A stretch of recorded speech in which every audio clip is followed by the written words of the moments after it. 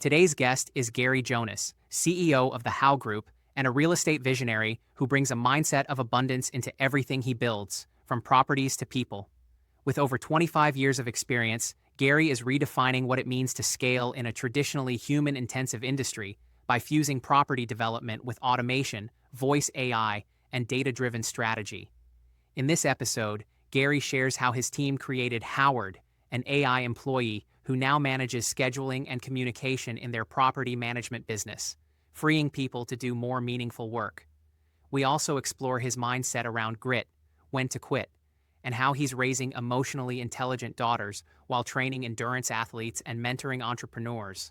Whether you're a builder, a parent, or a leader navigating change, Gary brings grounded wisdom and actionable insight to help you grow without losing your humanity. Let's dive in. All right, I'm here with Gary Jonas. Really excited for this one today. Gary, thank you so much for being on. And the first question I got to ask you is, what got you interested in the intersection of humanity and technology? Well, Don, first, thanks for having me. And very simply for me, it came down to, I look at the world as a place of abundance, not a place of scarcity, right? So as we get into looking at what's happening in the world, I always view it as opportunity. There's all these opportunities out there. And I have two young girls. No, I'm saying young, but they're in college now. And so, I always want to impart on them the idea that this is a world where, as this technology comes into place, people have been fearful in every generation that technology is going to be harmful and things are going to be worse. And I tell them this story all the time. It's one of my favorite stories, that there's these scholars and they're out there and they're like, this young generation, they're not motivated, they're not hard workers, and they're speaking this, this language that, that they made up that we don't really like, and it's silly. And I tell them, you know what the language was? Okay, what's the language? French. These were Latins. These are people that spoke Latin that were kind of, revolting back against kind of the way society was. And it was that many years ago that this narrative that we have today was still out there. And so I just find that there's so many opportunities to look at what's going on and see the good side of it. And I want to impart that in the world. I think that's a great thing to outline, because I have a similar ethos, and basically comes down to, like, I can sit here and look at the situation with fear, or I can look at it with love. And like, in one, it creates opportunities. The other one kind of like shrinks and goes down. How is this played out in other areas of your life, and how did you come about creating this ethos for yourself? So I'll start with for myself, and then I'll give you some examples as to how I think it's worked well for us, right? So, I joined a group about, I want to say 10 or 12 years ago. The name of the group was called GoBundance. And I joined because these guys were doing these epic trips, but they wanted to do them with like-minded people that were interested in being better fathers and being, healthy and contributing back to society and so like this group's, what they were about was very interesting to me. And it really started me on the journey of, more of a kind of self-help stuff and how do I view the world differently. And so I've been part of that group for 12 plus years now. Saw it grow from 20 guys going on a trip together to 800 plus people. And it really, really has changed my mindset and the way that I do things. So that's how I started going through this process. And the most recent example of how I can explain to you how we've implemented it. So we've started to use AI and voice generation in our property management business. And so now all the appointments that we used to schedule with a human, now the computer does it. We have it. So the name of our company is called the How Group. Our employee is called Howard. And so Howard will call people and do all this work that other people were doing before. And so like the scarcity mindset of that would be, okay, well, now we don't need as many people. The abundance mindset of that would be, well, now it costs us less to operate the same business. It gives us a competitive advantage against the market. And now we can add more units, right? Because it's less expensive.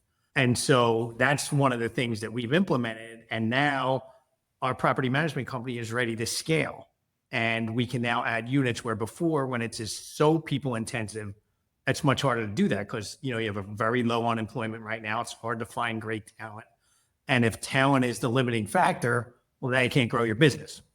And I think you're highlighting a key thing as far as like AI can do many things, right? Like you can either eliminate staff, or at the same time, you're talking about the abundance mindset of like, now I can actually grow the business with the same amount of people, or it relieves the pressure for individuals to actually like fully participate in the business. And like we do AI automation for ourselves, for our clients. And there's one thing that we look at is like AI isn't replacing relationships, it's not replacing strategic thought, and it's not replacing creative pursuits right now. It may help create some art, but at the same time, like in order to really embody it, it's got to be that human touch that comes along with it. How have you seen your staff reacting to like the initiatives that you have in place? So nervous at first, right? Very nervous. Like, hey, what's this mean for me? That's always the first question everybody's going to ask whenever you do anything, which is, hey, what's this mean for me? And so we've got to be able to have that conversation with them and get them comfortable that no, there's opportunity in this. And so I think overall what we found is that when we spend time explaining to people why we think this is a benefit, it works, but people are still nervous. You got to prove it to them. They got to see that it works. They got to see that it makes their job easier. And so there's going to be some period of time when you're implementing these things where you got to do a little more hand holding and you got to make people a little more comfortable. And I find after a short period of time, a couple months, then people get on board and they realize that, hey, yes, this is good for me. And then you're off to the races. It is a kind of like the Mississippi State sort of motto, right? Like I can't even remember what it is right now. It's something about I'm from the show me state, right? I got to see this. It's the what you see is what you get kind of moment around like, hey, this is a new technology. It's something that's interesting out there and very challenging. Um, how have you seen it play out in your own personal life? From a tech, I'm terrible personally with technology. I will tell you, I try to do a good job of being vision like and then let people that are better than me kind of work through that stuff. So I try and automate as much stuff as possible, but I am kind of delegating at this point to a team of people that are coming up with that. But the one thing that I can tell you that we're going to roll out is our AI technology use award of the month, right? Where we're going to say, hey, look, we want everybody to embrace this and come up with different ways to do it within the company. And if they do a really good job, we're going to reward that on a monthly basis because we want to drive that behavior home. At my house, it's just me and my wife. My kids are both essentially in college now. So her and I talking to each other about how we're going to implement technology, probably not the most fruitful conversation is what I would say. It is always funny. I ended up replacing like Alexa and all the smart home stuff with like a local solution. And that is the one thing that I got to make sure that I always get like the girlfriend approval, and like that she is happy with all the tech that I end up going, because otherwise it's just I become tech support. Um, Fair enough. but in the area of like your own personal development, have you seen any changes or impact in as far as how you're using the technology? So I would say for me, like I've tried a lot of the things that will kind of summarize the books and do that kind of stuff. And I don't really like it. I feel like I'm cheating myself if I don't read the whole thing myself. I don't like the cliff notes. I don't skim the pages. Like I got to kind of get through everything. Where it has really helped me technology wise is on the health and fitness piece, which is also something that's super interesting to me.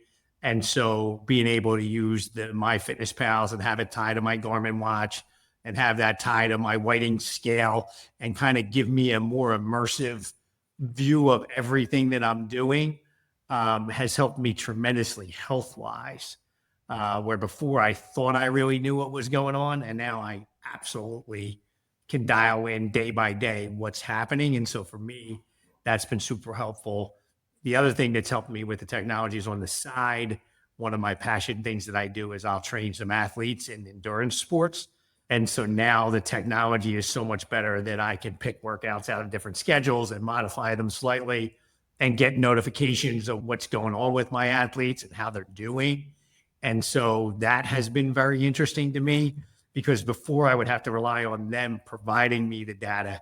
Now I get an update with here's the actual data and I can look at it by the mile, by the elevation. And like there's so much data that I now get access to that I can give them much better advice and help as they work through things. Now, before you were getting this data, was it basically just self-reported, and so now you have both what the athlete is telling you and then additionally the data that you're seeing. How does that change the conversation with the athlete? Here's what I find. Most people that are in endurance sports and are real competitive athletes can't give themselves a break because anything that they're doing that they feel like isn't at this effort level, like if they show up one day and I gave them a workout and said, I need you to run 3 miles at 6:30 a mile, and they show up and that day they ran at 6:45 a mile, and now they're like, hey, the training's not working. I'm upset. And now I can go back and look at the data and say, well, your sleep was bad the night before. What was your nutrition? And I can work backwards into what they're doing and say, hey, yeah, look, the data tells me we're going to have a terrible workout. This isn't the training's not working. This isn't, here's why that happened. And the more you can do that with people, the more they're willing to trust the training, which is really, really hard, specifically in endurance sports, where I want you to run 80% of your stuff really slow. And you're like, there's no way I'm getting a real benefit out of that, but you are. And you'll have to fill me in because endurance sports, it's been a while since I've kind of touched, but like if we're talking like 50-kilometer kind of like races, 100-kilometer races, actually 50 would still be a marathon. But like that 100 up where you really need to make sure that you're not getting into anaerobic exercise, right? So you're trying to keep the heart rate low as you're continuing on, which as somebody who was a runner and as somebody who's an athlete, like usually it's about like pushing the body as fast and hard as you can go and having that mindset of like, all right, I got to pull back a little bit and really watch what's going on has to really be a change in concept. And then if I'm sure you're working with like entrepreneurs or people who are really heavy, hard going people, sometimes we don't know the difference between stop and go. And like having a second gear just isn't in our nature for the most part. So being able to highlight like, hey, you know what? You got 5 hours of sleep last night. You definitely are going to have a shitty workout this morning just because you're not fully there is rather insightful. Have you seen the increase in data and information coming into your business having like a same impact? Yes. I mean, no question. Everything that we look at, like I'm a data-driven person. And so everything that we look at is getting like the computer can now analyze a deal for you. It can look at, we do development work. So it'll look at what zoning changes are taking place. And now what's that mean for a piece of land and how much more is it worth? And so all of this data is becoming more accessible. And to the point that you made earlier, Don, where it gets interesting is where our minds can be creative. The data gets you to a certain point, right? It's not at the point yet where it can now get creative and say, well, what if we waited 6 months and we know this zoning change is coming up and we buy it today based on today's value and then we make this change? Or,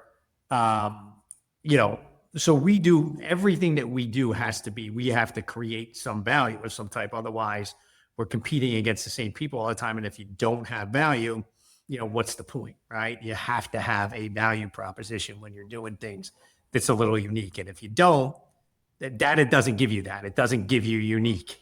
You've got to come up with that yourself. No, and I think you're hitting on a key point here, right? Like we can turn data into some information, right? Like basically everybody's wanting to collect data and like you have a number of companies that are literally just looking at it or housing it off somewhere. 2 years ago, 3 years ago, like unstructured data was just sitting in people's warehouses, not able to look at it. AI has given us the opportunity to turn some of that like unstructured data into information, but it's really in the human domain in which we turn that information into knowledge and wisdom. And so taking people along that path is like what you're describing of like how you actually can add more value because you have a greater access to information and data. It's really awesome to see that like you're running the business in that way. Without giving away the secret sauce, like how do you go about looking at the information to find those key points and like where you can create value? So first I would say like, I love to give away the secret sauce, right? And this is a point of pride for me, which is, and I think most people who are confident in what they do would tell you the same thing, which is I can tell you exactly what I do. You still got to be able to execute. And if you can't execute as well as I can, then I'm going to be okay. Or I'm telling you my position today. That doesn't show you my position 3 moves ahead. That just shows you what I'm doing today. And I've always got to be getting better.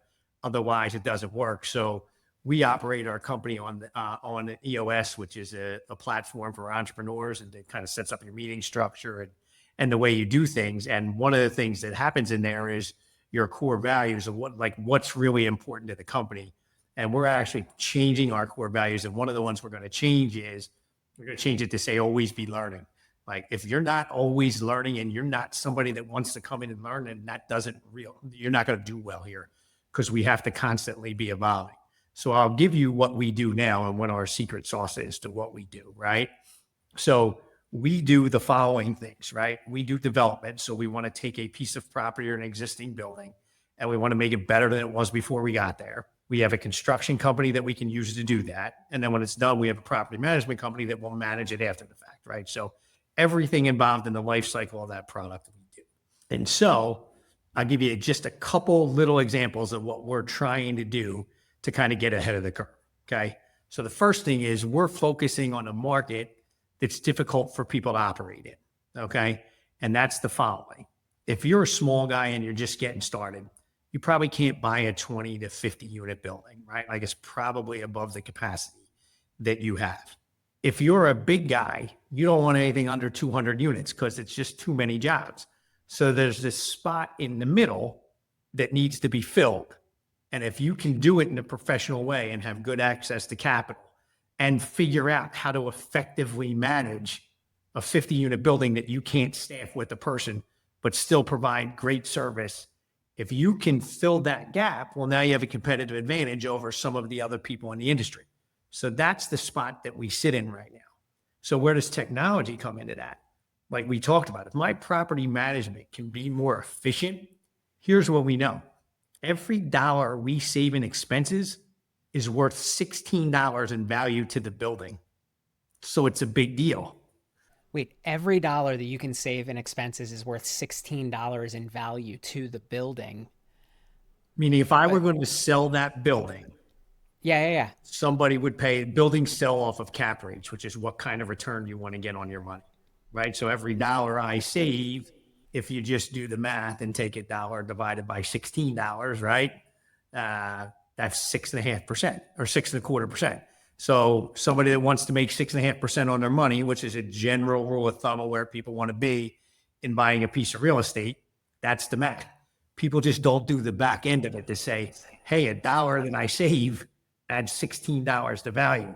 So it's, if we can drive the cost of operating a building down 1 or 2%, because we're focused on that, because that's where we get our biggest yield. Well, that creates a huge advantage for us versus the rest of the market, because we really understand how money works. And I think in your business, like that's a tremendous amount of value to be adding back to the owner of the building, because you're directly saying like, look, our competitors are going to come in at X and we're Y.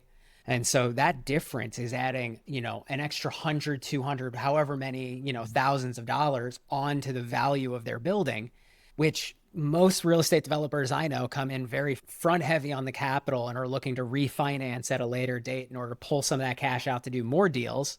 And you're getting there quicker to getting to a much more preferable rate on their capital and a better position for their equity, or being able to draw more. Very interesting. And so technology is helping you to kind of like leverage that point. Let's say, hypothetical, how much more juice do you think you can squeeze out of the savings or out of the growth aspect here? So a lot, and a lot comes with scale. So when you're building the business, right, I got one CFO. So if I have 5,000 units or 1,500 units, my CFO cost is relatively the same. So what happens now is if we set up the right systems, well, we end up in a situation where as this starts to scale, right, like what is happening now is private equity firms are coming into the property management business and saying, we want to buy property management companies. And the reason we want to do that is we think the cost to operate them is going to go down because of technology. So if we can buy them at today's dollars, build a bunch of them up, and then sell them in 5 years, we're going to get a big multiple, right? So when nobody wanted to be in property management, because it's certainly not a glorious business, and it is somewhat people intensive, as the market is starting to see that it's going to get less people intensive, create more scale, drive down cost, they want to get in now. And so there's huge opportunity to scale this business. And the private equity guys are still focusing on the bigger apartment buildings. And at some point, they're going to come back and go, hey, you know where the real yield is at? In that next level now. That's where we're at. So they're not even looking at us yet, which is great.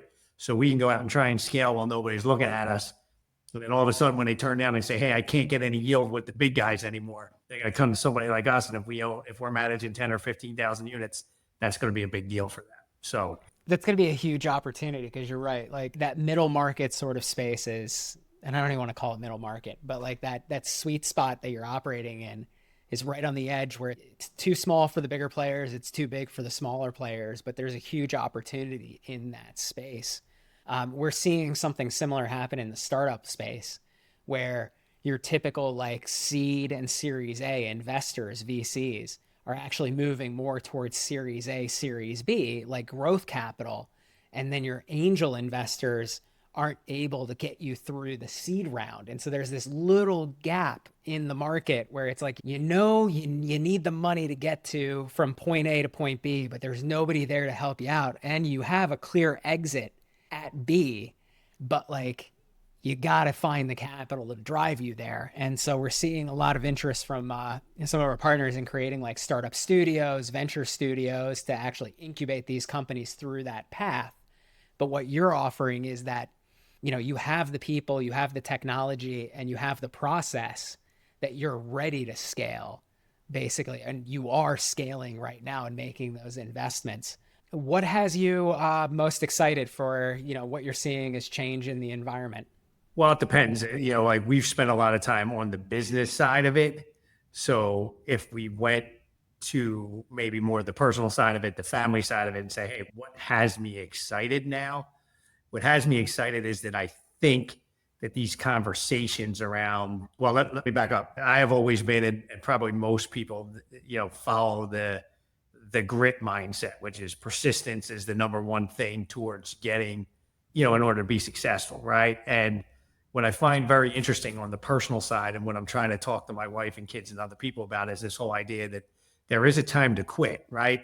So there's another book out there and another philosophy around, hey, when is the right time to quit? When are you putting too much time into sunken cost in something that is not going to be successful? And it's not weak to get out of that. It's smart to get out of that at the right time. That could be a relationship. Hey, I've been with my boyfriend for 2 years, and if I could just get this, like, it's unhealthy, but you stay in there because you got this kind of sunken cost. And so this idea that we're constantly learning and changing the way we think about things and understand that grit is very important. It's one of the most critical things to be successful, but also understanding sunken cost and this idea of there is a time where you need to move on and that that's okay. And that's not failure. That's actually learning, just like anything else, right? Like, hey, I've learned that this isn't the right spot. I need to move on for that. And giving people the freedom to have that balance and understand that both things are okay in the right situation is very exciting to me. Like it feels like new information and somewhat liberating. And that's such a healthy way to look at like us, figuring out that, hey, now is not the time just to endure or to put ourselves in a position where this is like the worst situation to be a part of. And like, you have to recognize when it is that time to like pull yourself out. What's the advice that you've given to your daughters on this? So, well, let me tell you a couple of things that I want to say about, being a girl dad and just being a father in general. Yeah. One of the things that I think is super important is being ultra vulnerable with your kids and showing them that you do a lot of stuff wrong, and in the moment showing it to them so they understand that when they're doing stuff wrong or things aren't going, not wrong, but things aren't going the way that they expect, that's normal in life. So we've had a great opportunity over the last 3 years. Like, a lot of what people do is overvalue their ability and the process to be successful. So we happened to get involved in the real estate space in 2008, happened to be the very bottom of the market. And everything we bought, went up in value, rents went up, interest rates went down, and any mistakes we made were kind of washed out by a great market. So it was very easy for me to be like, man, I'm a genius. Look at what we did. And we ended up, we got, over $250 million in real estate that we own and manage. And that's because I'm so smart, right? But then the last 3 years would tell you that, hey, guess what? Now you bought into the market and you didn't know it at a time where interest rates were going up, construction costs was going up, rents were flattening out, you're going to go into a pandemic. All this thing was going to happen at one time. And all of a sudden you can get very humbled very quickly, right? And understand that, hey, you weren't necessarily as good as you thought you were. Like, your job is to work hard and see the pieces and be able to get through that cycle. So what I was able to do with that, I tell people, we built up, a big nest egg in our company, and we lost 70% of it in the last 3 years. We came back out the other side. We don't have any debt. We didn't need to get any money. And I shared those experiences with my kids. Hey, I might have to let this person go. I'm conflicted about it. Hey, what would we do if the business didn't make it? Like, I've spent the last 28 years of my life building this business, and it would be an existential crisis for me to not be associated with this business anymore. And I'm struggling with that thought process because it could happen. Now, I know that I'll be all right, and I'll know that we're in a good situation. So don't worry, like, we're not moving out of our house. But these are real issues that are happening today. And I want you to understand that this is the way the world works. And if you don't believe it, that you're going to be going and things are going to be cruising and you're going to be great, and then life's going to kick you, and punch you in the face, and you got to be able to get up and get through that and realize that that's normal. And don't put too much value in yourself when things are going great, and don't give yourself too much of the blame when things aren't going great, because that's not true. Like, you're a little part of both of those things. Again, really solid advice, because looking at it, it comes back to that grit aspect that you were talking about earlier as well, is that as long as if we're judging ourselves based on like what is externally happening, we are giving ourselves too much credit. And that's both too much credit for the failure, too much credit for the success. But if we can come back to ourselves and be, curious and understanding and have that wherewithal to know that like the externals go up and down, but like we can stay the same and we can be true to ourselves and our values, that can be huge. Given the state of where we're at with technology and the growth, is there anything that you have imparted upon your daughters as far as like where they should focus in their lives? I mean, we've spent a lot of time on just creativity and emotional intelligence, right? Because those are the things that the computers just don't have yet. And I think both of my girls really embraced that. And it wasn't a conscious effort to say, hey, you need to, this is where the world's going and you need to have that. I just think you need to have that to be a good person. And it just so happens that those are the skill sets that are going to be important as we move forward.